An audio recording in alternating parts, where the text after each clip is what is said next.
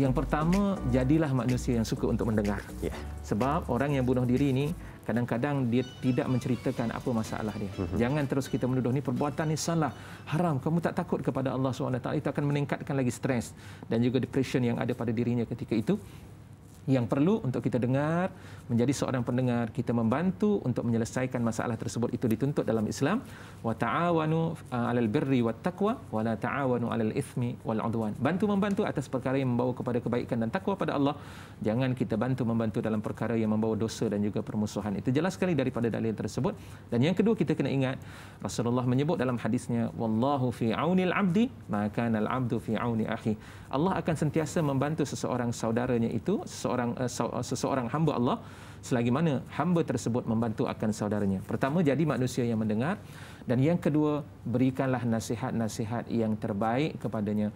Kadang-kadang dia tidak tahu tentang hukum tersebut kerana masalah stres tadi, ataupun mungkin dia leka dan terlupa tentang hukum tersebut. Kita peringatkan semula, mudah-mudahan dia menjadi manusia yang sedar. Dan kemudian yang ketiga, cubalah menjadi ataupun wujudkan satu suasana hidup berkelompok. Sebab orang yang nak bunuh diri ni dia suka bersendirian. Ya, betul. Jadi kalau boleh kita jadikan satu komuniti ataupun jadikanlah dalam grup. Setiap kali grup tersebut kita sebut apa khabar, sihat, boleh kami lawat dan sebagainya, untuk menceriakan hidupnya dan agar hidupnya tidak kosong. Sebab bila minda dan pemikiran manusia ini kosong, yang mengisinya adalah minda daripada syaitan. Syaitan yang akan menyebutkan, dalam hadis menceritakan, mula-mula syaitan akan sebut datang kepada seseorang hamba, dia kata man khalaqa kadza wa kadza. Siapa yang cipta ini? Siapa yang cipta ini?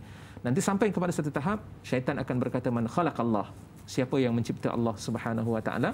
Waktu itu manusia akan berfikir, siapa yang cipta, dan akhirnya akan berlakulah penyelewengan dan keluar daripada ajaran Islam dan sebagainya.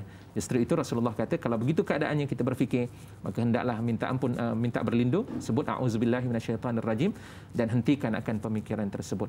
Begitulah dalam hal tadi, kita berikan ruang supaya jangan sampai dia berfikir dengan sesuatu perkara-perkara yang pelik-pelik, dengan kita sentiasa berhubung dengannya. Dan yang berikutnya, apa yang perlu kita lakukan, iaitulah dengan kita sentiasa berdoa kepada Allah Subhanahu wa taala. Apatah lagi doa dalam keadaan dia tidak mendengar, itu lebih mustajab. Da'watul mar'il muslimi li akhihi bi dhahril ghaibi mustajabah. Doa seorang saudara muslim terhadap saudaranya itu dalam keadaan saudaranya tidak mendengar, maka itu dikabulkan oleh Allah Subhanahu wa taala. Mudah-mudahan itu dapat menjadikan mereka yang ingin melakukan perbuatan membunuh diri itu tidak melakukannya, bahkan Allah menjadikan dia seorang yang insaf dan lebih dekat dengan Allah.